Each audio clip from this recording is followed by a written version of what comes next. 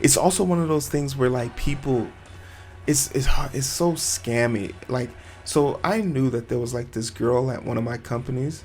She was at one of my companies. There was this girl who would always like, you could tell she was like a mole.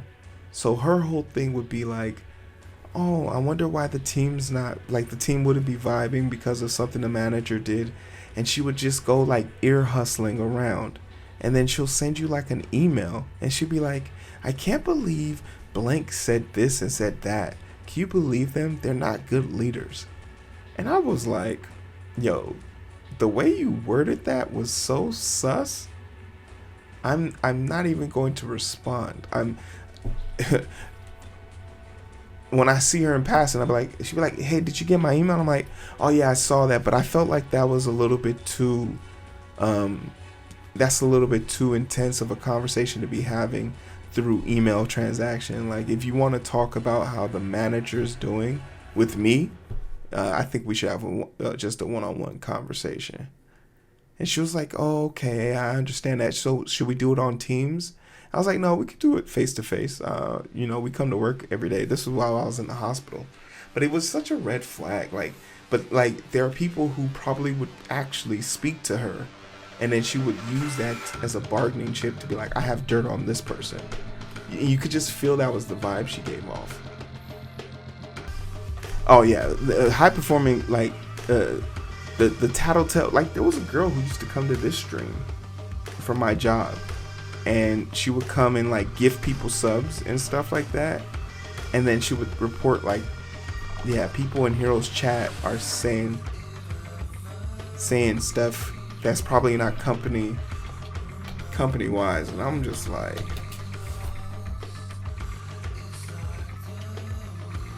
yeah, but then they call you, then they say you're difficult to work with, or you're not, or you're not being a coach fit, because like, I've done both sides. I've done the, I'm super friendly and I want to hear, yes, tell me about your stupid weekend where you did absolutely nothing.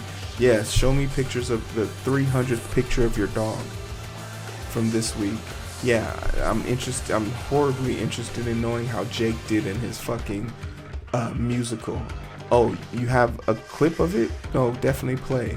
Oh, is that you standing in the middle of the aisle, hogging up so much space to watch your kid play the flute horribly? Majestic. Oh, sorry, it was a viola, not a violin. Yes. Continue to feel like superior because you're correcting me over nonsense I would never care about. And then I've done the part where I'm like, no, I go home after. They're like, hey, Hero, you should come out with us afterwards. I'm like, no, I'm going home to my wife. Thank you. They'd be like, Hero's not married. Oh, you didn't know I was married? Married with 3 kids. And I think you can have friends in corporate America. I think they're the people that you make those connections with and bonds with. There's people like from my job that I fuck with heavily. But I think like people, your friends in corporate America are the people that help you, period. Like I knew a manager who I covered his ass on multiple occasions. Times where, we ran out of oxygen in the hospital. We ran out of, one time we ran out of sterile ice for these organ transplants, and we were going to cancel this organ transplant until I thought to myself, oh wait, you could get sterilized ice from Sonic. Sonics, for some strange reason, have purified ice that they use because of how it's packaged and made, and they don't get theirs delivered in, or it doesn't come from like a mass generated one. It's sterile. And I know this because I go to Sonic so much, and I was just curious how the ice was made. And one time the manager was talking about it, and he brought out the filter, and I was like, God damn, that's the same filter we use at the hospital. He was like, yeah, man, these filters cost like $800. I was like, God, shit. And I got that to happen. Whenever he needed someone to cover last minute, he'd be like, Hero, man, we don't have anyone to cover. I'd be like, yeah, I got you, no problem. And then one day he was like, One day my car broke down, and I literally showed up 15 minutes late. Granted, it was a Thursday morning rush. Not having me on the floor would definitely hurt, but I needed him to cut me some slack. Like, for everything I've ever done for him, this was the one time, and it was the first time I was ever late. I notified him in advance, notified him 30 minutes in advance, and he was just, and I knew the gig was up, and this was how I knew the gig was up. Because his first words to me weren't even, be safe, get here when you can. His first words were, damn it, Hero, you're fucking me. And I'm just like, I'm calling you 30 minutes in advance. My tire is literally blown out on the side of the road. I'm not going to wait for AAA to come change it. I'm going to get on my hands and knees and change this tire by myself. And your first words were, damn it, Hero, you're fucking me. And that's when I knew the gig was up. Because then after all of that came through, finished the surgery, finished everything, super apologetic. I even apologized in the stand-up meeting.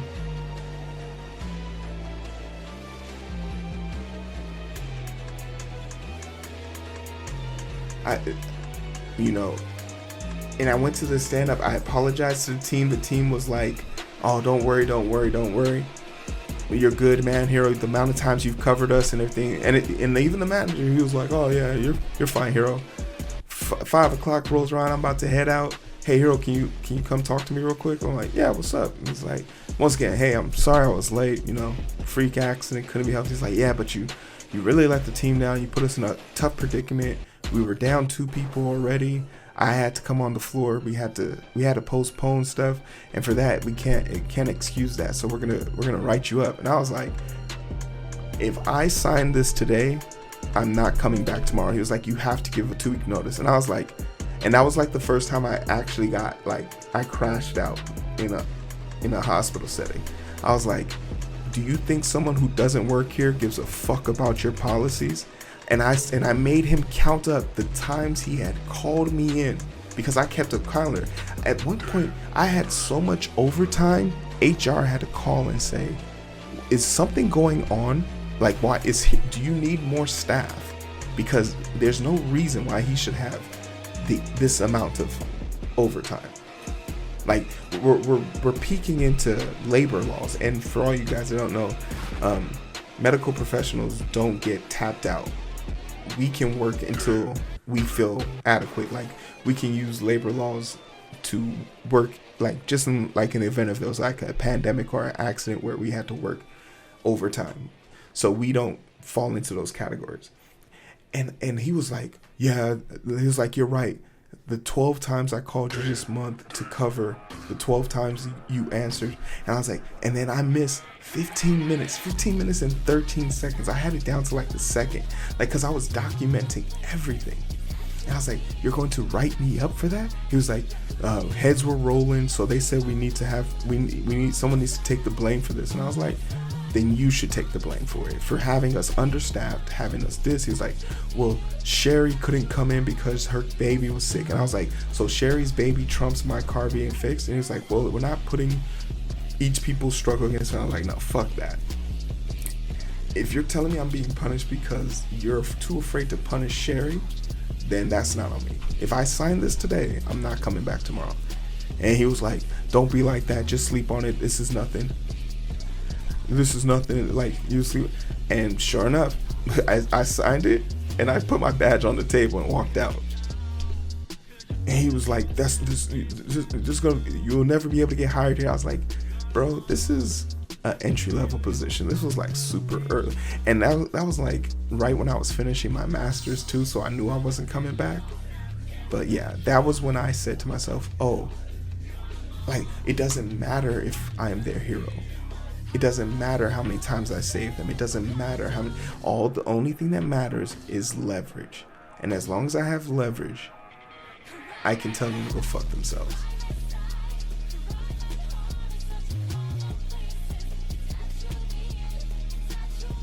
And like the day I quit, there was only 2 people from the team that even called me. to say, yo, we're gonna miss you. But yeah, like it resonates with me. That level of aggression, when people are like, oh, Hero, why don't you tell us about yourself? And then they called back. They called me back to say, Hero, come back. Let's talk about this. Let's do this. Let's do that. And they were like, okay, we're gonna bring you back, Hero. We're gonna let you come back. And I was like, I'm only coming back under one condition. You remove the write-up. I said, remove the write-up from my record, and I'll come back. And they're like, we can't do that. It's against our policy. And I said, so why are we talking? They're like, because you quit without 2-week notice and you put your team in a tough predicament. I was like, sounds like a managerial issue. Hey, when you guys fire him, feel free to reach out to me if you want some real leadership. And I hung up. Like, I just saw my evolution of aggression. Like, I became aggressive towards people who really do have jobs just to keep other people out of jobs. Like, I explained that to them because they sent me like an eval thing. I was like, they were like, can you explain to us why you don't want to return? Like, even one of the doctors called me. He was like, okay, we're gonna get your record clear, but like, you gotta come back. And I was like, no, it's too late. I've been unplugged. I'm no longer in the matrix. I'm not going back.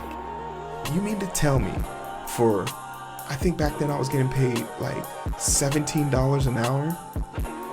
$17 an hour, I would lug around 14 canisters of oxygen, going floor to floor, replacing all of their oxygen, transporting patients, prepping them, getting their equipment ready, all of that shit, cleaning shit off of the beds, preparing rooms and making sure surgical equipment was prepared, and I did it without ever complaining.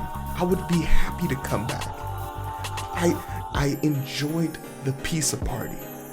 I enjoyed the pizza parties.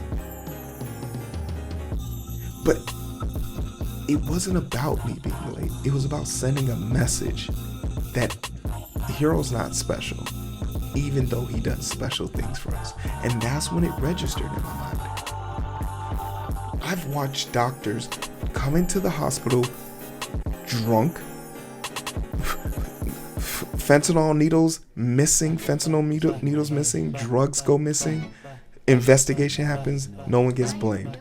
X-ray machines malfunction. If I had a black light and was able to go to the nursing outwait station, the things you would see on those pillowcases, floor, walls, beds, showers, couches. I've literally seen a doctor with a holstered weapon on his hip go into surgery, talking about he forgot.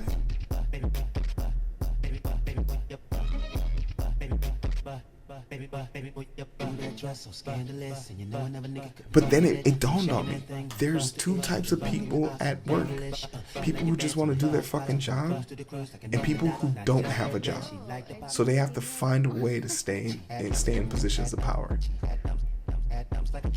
And that's when I stopped caring. I just knew. It made sense. It made so much more sense.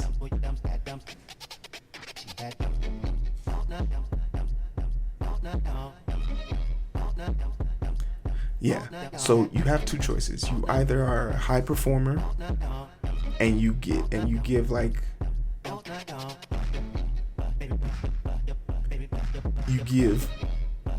what like my current position. Oh, I be giving patient prescriptions they can't afford all the time. What you gonna do, fire me? Good luck finding someone to cover the next 5 months of my call. Good luck. That's easily $10 million. Good fucking luck. Power. Unadulterated power. Unexcusable. Unrelenting. Like that. Like, you want to know who taught me that lesson? On my last day, I was quitting. when I was walking out, because I was super emotional, like, and there's a moment of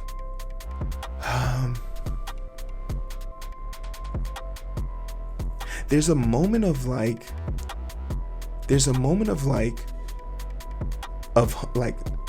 so I'll explain it like this. When you first walk into the hospital, everyone enters through the basement for security purposes. So we all enter through the basement.